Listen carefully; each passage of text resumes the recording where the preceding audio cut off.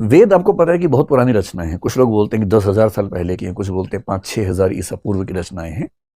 जो एनसीईआरटीज वगैरह में लिखा हुआ है अब तक, हो सकता है कल को धारणाएं बदलें इतिहास लेखन में, लेकिन अब तक जो धारणाएं जनरली मानी जाती हैं, हम ये मान के चलते हैं कि ईसा पूर्व 1500 ईस्वी के आसपास, उसके 200-300 साल पहले, 200-300 साल बाद के दौर में आमतौर पर वेदों का जो कलेक्शन हुआ, वेदों की रचना हुई और बाद में कलेक्शन भी हुआ।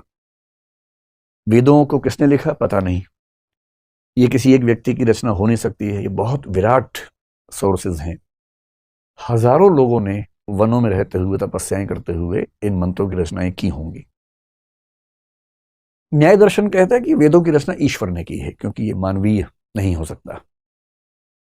मीमांसा दर्शन कहता है कि वेदों की रचना ईश्वर ने भी नहीं की है, वेद अकर्तृक हैं। अकर्तृक का मतलब किसी ने रचना नहीं की है, वेद नैसर्गिक हैं, नित्य हैं, प्राकृतिक हैं। हाँ, ये हो सकता है कि वेदों के ज्ञान को कुछ लोगों ने कंपाइल कर दिया हो, लेकिन वेदों की रचना ईश्वर भी नहीं, क्योंकि मीमांसा दर्शन ईश्वर को मानता नहीं है। क्योंकि वो ईश्वर को मानता नहीं है तो ईश्वर ने रचना की कैसा मान सकता है। तो न्याय दर्शन ईश्वर को मानता है, तो वो कहता है ईश्वर ने की है। लेकिन हम ये मान सकते हैं कि बहुत सारे लोगों ने बहुत सदियों तक चीजों को लिखा, इकट्ठा किया गया। वेदों को इकट्ठा जिस व्यक्ति ने किया उसको आमतौर पर हम कहते हैं कि वो वेद व्यास थे। कुछ कुछ हिंदी में लिख देता हूं, वरना मैं हिंदी लिखने में भूल जाऊंगा। तो जो वेद व्यास नाम के ऋषि हुए, वेद व्यास बहुत ही विराट योगदान वाले व्यक्ति माने जाते हैं। हालांकि स्वामी विवेकानंद ने कहा कि वेद व्यास को एक व्यक्ति नहीं रहे होंगे, एक समूह या एक परंपरा रही होगी, क्योंकि एक व्यक्ति इतना कैसे कर सकता है। ये वो व्यक्ति हैं जिन्होंने सारे वेदों को कंपाइल किया। ये वो व्यक्ति हैं जिन्होंने 18 पुराणों की रचना की। ये वो व्यक्ति हैं जिन्होंने महाभारत की भी रचना की, और महाभारत का मतलब है गीता की भी रचना की। और ये वो व्यक्ति हैं जिनके बारे में लोग मानते हैं कि यही ऋषि बादरायण भी थे जिन्होंने ब्रह्म सूत्र या वेदांत सूत्र की रचना की, जो वेदांत दर्शन का सबसे मूल एक ग्रंथ है।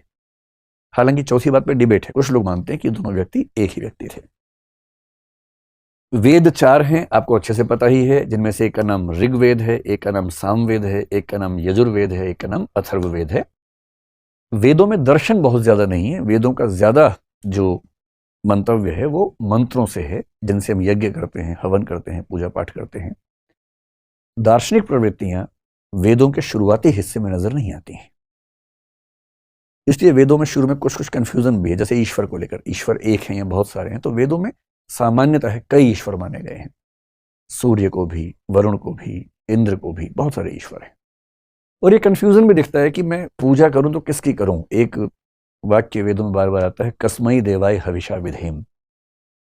फिर इस कंफ्यूजन का समाधान क्या निकाला गया कि अरे भाई, सब रास्ते एक ही रास्ते हैं, एकम सद्विप्रा बहुधा वदंती, इसमें ऋग्वेद में कहा गया है। एक ही सत्य है, अलग अलग तरीके से कहा जाता है। अग्नि यमम मातरेश्वान माहु, अग्नि कहो, यम कहो, मातरेश्वान कहो या माहु कहो, सत्य एक ही है, एकम सद विप्रा बहुधा वदंती। लेकिन वेदों में आपको हल्का हल्का कंफ्यूजन दिखेगा, क्योंकि उस समय शुरुआती चिंतन हो रहा है और ये निश्चित नहीं हो पा रहा कि हम ब्रह्मांड की व्याख्या कैसे करें। हर वेद के 4 हिस्से माने जाते हैं, जिसमें पहले हिस्से का नाम होता है संहिता। और संहिता का बेसिक मतलब है मंत्र, जिन मंत्रों से हम पूजा पाठ करते हैं। तो जब भी आप वैदिक मंत्र सुनेंगे तो इसका मतलब है कि वो वेद का कौन सा हिस्सा है, संहिता। संहिता के बाद दूसरा हिस्सा होता है जिसको बोलते हैं ब्राह्मण। ब्राह्मण का बाद में तो वर्ण व्यवस्था में एक वर्ण का नाम हो गया, लेकिन ब्राह्मण का बेसिक मतलब वेदों में है कि जब पूजा पाठ होगा उसके विधि विधान क्या होंगे, उन विधि विधानों का वर्णन ब्राह्मण कहलाता है। ऐसा मानते हैं कि ये विधि विधान करने वाले व्यक्ति बाद में इसी वजह से ब्राह्मण ही कहलाने लगे होंगे। तीसरा जो शब्द है या तीसरा जो हिस्सा है उसको बोलते हैं आरण्यक। अरण्य होता है जंगल। आरण्यक का मतलब है कि जो लोग वनों में निवास करते हैं, तपस्वी वगैरह हैं, उनके लिए आचार व्यवहार के क्या नियम हैं वो आरण्यक में होते थे। और सबसे मजेदार बात, वेदों का ही जो चौथा हिस्सा होता है उसका नाम होता है उपनिषद। इसलिए उपनिषद कोई अलग चीज नहीं है, उपनिषद वेदों का ही हिस्सा है। बहुत सारे उपनिषद माने जाते हैं। आपने सुना होगा कि उपनिषद 108 माने जाते हैं, जिनमें से बृहदारण्यक बहुत महत्वपूर्ण है, छांदोग्य बहुत महत्वपूर्ण है। सबसे 2 पुराने उपनिषद जो हैं बृहदारण्यक और छांदोग्य माने जाते हैं। अगर आप देखेंगे तो बृहदारण्यक उपनिषद का संबंध किससे है, तो हमारा जो वेद है उसमें यजुर्वेद जो है बृहदारण्यक इससे जुड़ा हुआ है, इसके अंतर्गत है। सामवेद के अंतर्गत छांदोग्य उपनिषद आपको अंतिम हिस्सा मिलेगा। और क्योंकि उपनिषद वेदों का ही अंतिम हिस्सा है, इसलिए उपनिषदों का एक नाम वेदांत भी होता है, और वेदांत का मतलब है वेदों का अंतिम हिस्सा। उपनिषद जो है ना वो है फिलॉसफी। शायद इस पूरी दुनिया में उस समय तक वैसी फिलॉसफी कोई सोच भी नहीं पाया होगा जितनी गहरी फिलॉसफी उपनिषदों में दिखती है, वेदांत में दिखती है। इसलिए अगर आपको समझना हो कि भारतीय दर्शन के शुरुआती स्तर पर दर्शन का सबसे गहरा बिंदु कहां दिखता है, वो क्या है, उपनिषद है। 10-12 उपनिषद बहुत महत्वपूर्ण है, और उपनिषदों में लगभग वो सारी धारणाएं जो आप आज मानते हैं आ चुकी थी। आत्मा होती है या नहीं, वेदों में कहीं कहीं हल्का सा कंफ्यूजन दिख सकता है, लेकिन उपनिषदों तक आते आते आत्मा निश्चित हो गई है कि आत्मा नाम की एक संरचना है। फिर एक मोक्ष की धारणा आपने सुनी होगी, जिसको लिबरेशन कह देते हैं, मुक्ति कह देते हैं। मोक्ष की धारणा भी उपनिषदों में स्पष्ट हो गई है। कहीं कहीं स्वर्ग का जिक्र आता है, लेकिन भारतीय परंपरा में मोक्ष सबसे ऊंचा आदर्श माना गया, वो उपनिषदों में स्पष्ट हो चुका है। फिर आपने पुनर्जन्म यानी कि रीबर्थ नाम की चीज सुनी होगी, और भारत के लगभग सब लोग मानते हैं कि हम मरने के बाद पुनः पैदा होते हैं, और हम जो पैदा हुए हैं उसके पीछे भी हमारा जन्म रहा है। ये जो धारणा है, ये धारणा उपनिषदों में स्थिर हो चुकी है पूरी तरह से। इसलिए ये सारी की सारी धारणाएं, आत्मा हो, मोक्ष हो या रीबर्थ हो। और आपने एक शब्द सुना होगा, ब्रह्म। वेदों में बहुत सारे ईश्वर हैं, लेकिन इस बात का जवाब देना मुश्किल है कि ये अंततः एक पूरा हिरार्की ऑर्डर कैसा है, कौन है परम सत्ता जिसके तहत सारी छोटी सत्ताएं आती हैं। उपनिषद तक आते आते मान लिया गया कि एक परम तत्व है, वो ब्रह्म है। और जब आप लॉजिकली आगे बढ़ेंगे तो आपको मानना पड़ेगा कि ब्रह्म भी सगुण नहीं, निर्गुण है। निर्गुण का मतलब होता है जो निराकार है, जिसकी विशेषताएं बताना संभव नहीं होता है। नेति नेति आपने एक शब्द सुना होगा, न इति न इति। परम तत्व ऐसा भी नहीं है, परम तत्व वैसा भी नहीं है। ये क्यों होता है आगे चल के समझेंगे। आज तो केवल एक इंट्रोडक्शन है, जब विस्तार में किसी विषय पे आएंगे तब समझेंगे कि ऐसा क्यों बोलना पड़ता है। क्यों उपनिषदों ने ब्रह्म की व्याख्या करते हुए बार बार नेति नेति कहा कि ब्रह्म ऐसा भी नहीं है, ब्रह्म वैसा भी नहीं है। और क्यों शंकराचार्य ने, आदिगुरु शंकराचार्य ने इस बिंदु को बहुत ज्यादा हाईलाइट किया आगे चलकर, कई 100 साल बाद क्यों ऐसा किया। इसलिए मोटी सी बात है कि उपनिषद में लगभग वो सारी दार्शनिक मान्यताएं हैं जो हम आज तक फॉलो करते हैं। विशेष रूप से जो हिंदू धर्म को मानने वाले व्यक्ति हैं वो आमतौर पर इसको आज तक फॉलो करते हैं। ये इंडियन फिलॉसफी का पहला फेज है।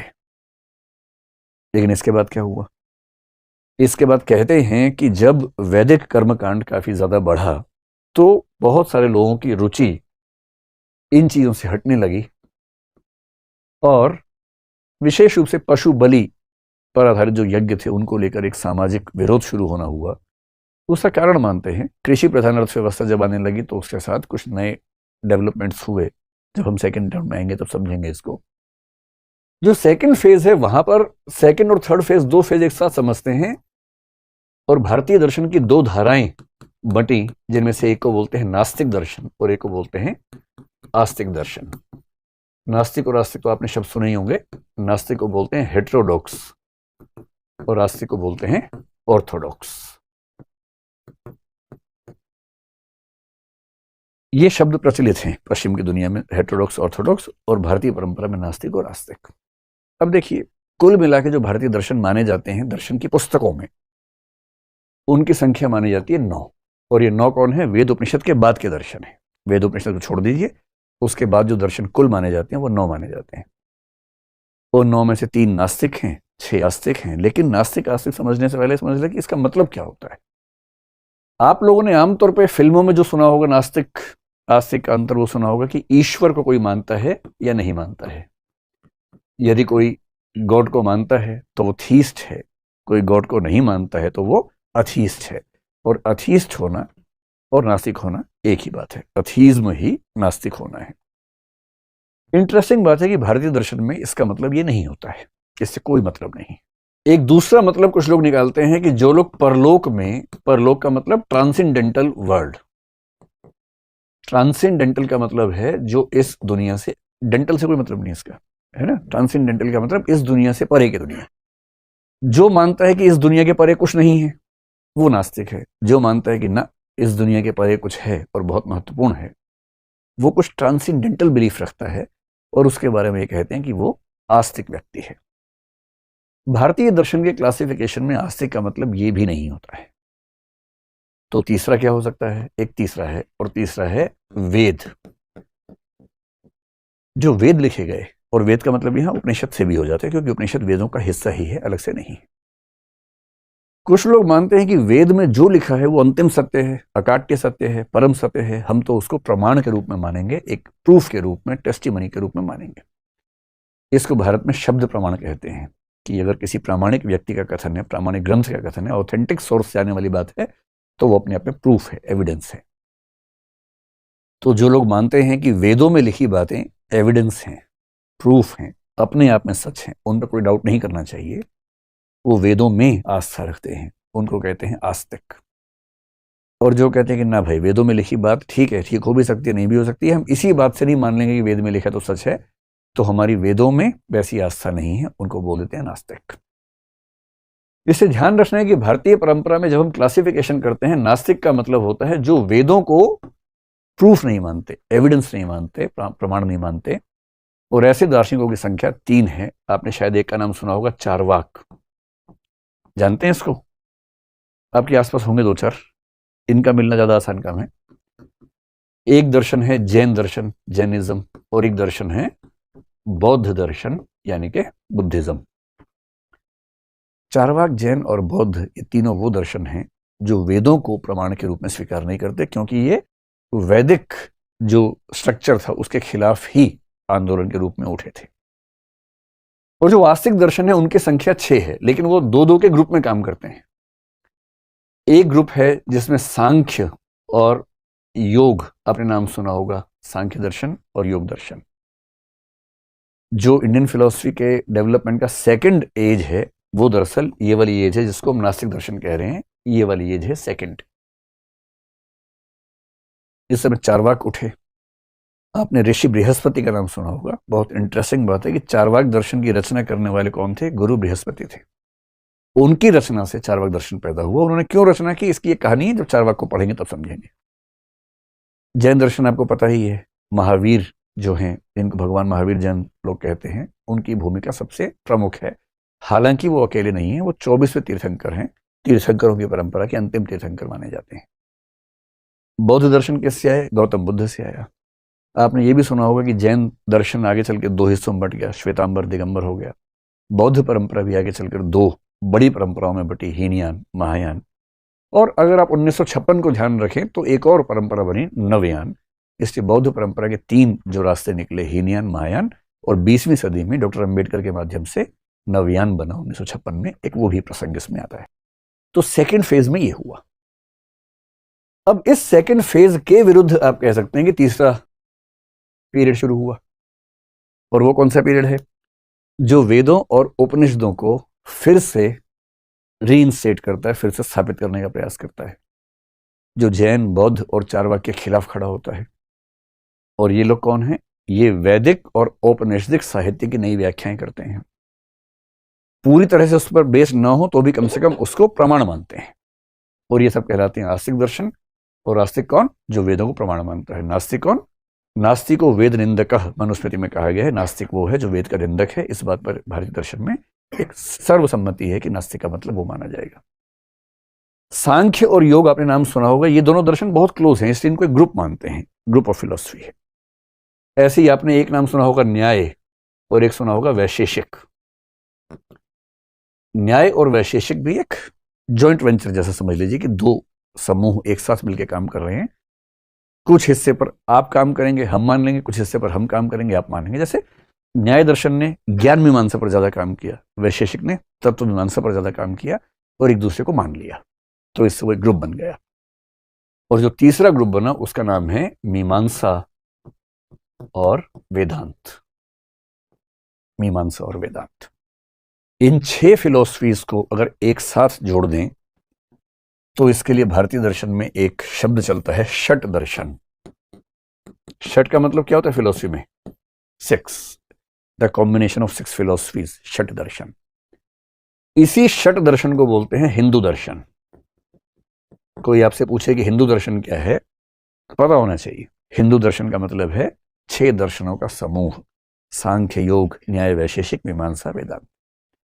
इन्हीं 6 दर्शनों के समूह को बोलते हैं सनातन दर्शन।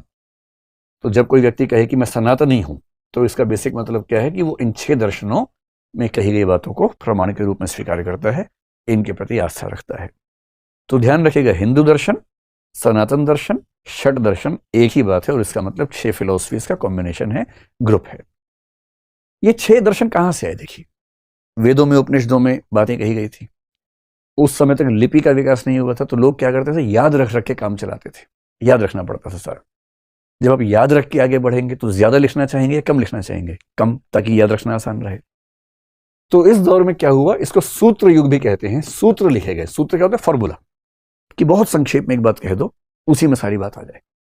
जैसे उपनिषदों में कुछ सूत्र हैं जिनको महावाक्य कहते हैं। आपने सुना होगा अहम ब्रह्मास्मि, ये बृहदारण्यक उपनिषद का बड़ा प्रमुख सूत्र है, मैं ही ब्रह्म हूं, अहम ब्रह्मास्मि। फिर आपने सुना होगा तत्वमसि। तत्वमसि बहुत महत्वपूर्ण सूत्र है। अगर आप केरल के शबरीमला मंदिर में जाएंगे तो मंदिर के बाहर मुख्य द्वार पर लिखा हुआ है तत्वमसि, तत्त्वम असि, वह तुम हो। इनको बोलते हैं महावाक्य। अब ये जो सारे के सारे सूत्र हैं, इसी तरह के बहुत सारे सूत्र इस तीसरे फेज में बने, और इन सारे दर्शनों का एक एक सूत्र कहलाता है। सांख्य दर्शन क्या है? तो एक व्यक्ति ने सांख्य सूत्र की रचना की, जिसका नाम है कपिल मुनि। सांख्य सूत्र आज तक मिला नहीं है हमें। आज तक हम सांख्य सूत्र के बारे में सुनते हैं, पढ़ते हैं, पर सांख्य सूत्र अब तक मिल नहीं पाया है। उसके बारे में रेफरेंसेस मिलते हैं बहुत सारे, बाकी सूत्र सारे मिल गए हैं, सांख्य सूत्र नहीं मिला है। ऐसे ही जब योग आया तो योग सूत्र लिखा, वो लिखा महर्षि पातंजलि ने। पातंजलि का नाम आपने सुना ही है ना? वो योग दर्शन के प्रवर्तक नहीं है, योग दर्शन तो बहुत पुराना है, लेकिन उन सारी चीजों को इकट्ठा करके सूत्र के रूप में रखने का काम किसने किया? महर्षि पातंजलि ने किया। ऐसे न्याय दर्शन है तो न्याय सूत्र हुआ। न्याय सूत्र लिखा जिन्होंने, उनका नाम अक्षपाद गौतम कहते हैं उनको। गौतम मुनि, गौतम 2 हैं, गौतम बुद्ध हैं, एक गौतम मुनि दूसरे हैं। तो जो दूसरे गौतम मुनि हैं, जिनको अक्षपाद भी कहते हैं, उन्होंने न्याय सूत्र लिखा। फिर वैशेषिक दर्शन जब हुआ तो वैशेषिक सूत्र लिखा गया। आपने एक ऋषि कणाद का नाम सुना होगा, तो कणाद ऋषि वैशेषिक सूत्र के रचनाकार थे। मीमांसा का जो सूत्र लिखा, मीमांसा सूत्र, उसके रचनाकार माने जाते हैं ऋषि जैमिनी। और इस पूरी परंपरा में जो सबसे महत्वपूर्ण दर्शन हुआ आगे चलकर, अगर आज के दिन में भारत के किसी व्यक्ति को, विशेष रूप से हिंदू व्यक्ति को, न पता हो कि उसका दर्शन क्या है, तो आप आंख बंद के कह दीजिए उसका दर्शन वेदांत दर्शन है। क्योंकि वो जितनी बातें मानता है उनमें से 90-95% वेदांत की ही बातें मानता है।